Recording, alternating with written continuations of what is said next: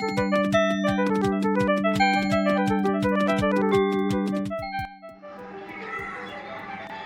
Friends, இன்றைக்கி நம்ம சமையலில் பிரான் தொக்கு எப்படி செய்கிறது ஈஸியாக அப்படிங்கிறத பற்றி பார்க்க போகிறோம். நான் வந்து ஒரு 3/4 கிலோ பிரான் நல்லா க்ளீன் பண்ணி எடுத்து வச்சுருக்கேன். அடுப்பில் வானல் வச்சு எண்ணெய் வந்து 4 ஸ்பூன் ஊற்றிருக்கேன். அதில் வந்து 2 ஸ்பூன் நல்லெண்ணெய், 2 ஸ்பூன் கடலெண்ணெய் ஊற்றி நல்லா காய வச்சுருக்கேன். 3 வெங்காயம் வந்து பெரிய வெங்காயம் நல்லா கட் பண்ணி வச்சுருக்கேன். எண்ணெய் காஞ்சிருச்சு. எண்ணெய் காஞ்சோடனே வெங்காயத்தை போடுறேன்.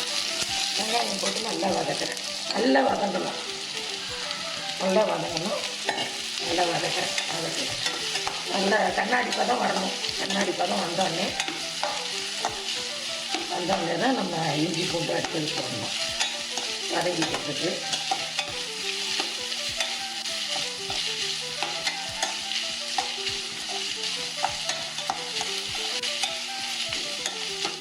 நல்லா பிடிக்கணும். வெங்காயம் நல்லா வதங்கிடுச்சு. இஞ்சி பூண்டு பேஸ்ட்டு ஒரு மீடியமான ஸ்பூனால் ஒரு 3 ஸ்பூன் போட்டு நல்லா அதையும் சேர்த்து வதக்கணும்.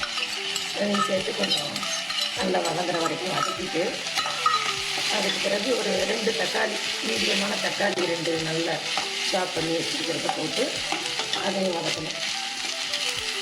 நல்லா வதக்கணும். வதக்கிறதுல தான் நல்லா டேஸ்ட் வரும். நல்லா வதக்கிட்டு ஒரு 2 நிமிஷம் வதக்கிட்டு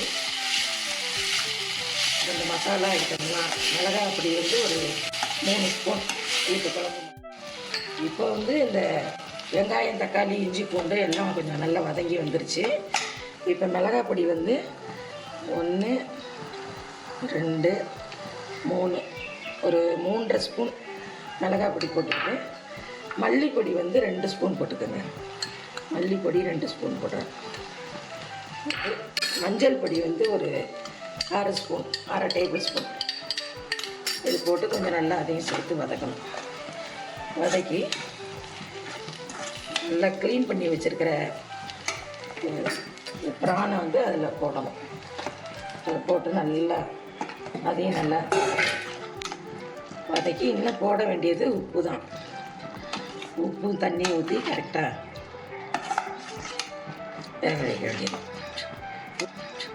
உப்பு கல் உப்பு போட்டால் தான் இதுக்கு சுவை நிறையா நல்லாயிருக்கும். கல் உப்பு போடுறேன். கல் உப்பு, தண்ணி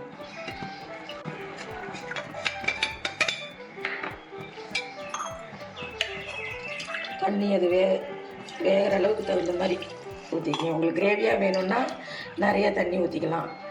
தொக்கு மாதிரி வேணும்னா கொஞ்சம் கரெக்டாகவே ஊற்றிக்கலாம். வேகிற அளவுக்கு நான் தொக்கு மாதிரி வேணும், கரெக்டாக தான் ஊற்றிருக்கேன். எல்லாமே போட வேண்டியதெல்லாம் போட்டாச்சு. இனி வந்து வெந்தவுடனே இந்த எண்ணெய்லாம் பிரிஞ்சு வந்தோடனே மல்லி போட்டு இறக்க வேண்டியதான். மல்லித்தலைலாம் போட்டு இறக்க வேண்டியது. ஊற்றலாம் தண்ணி.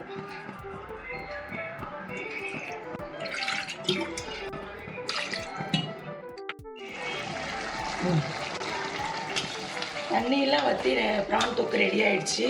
இனிமேல் கொத்தமல்லி இலையை போட்டு, கொத்தமல்லி இலைகளை இதில் போட்டு இறக்கி வைக்க வேண்டியது தான். சுவையான பிரான் தொக்கு ரெடி.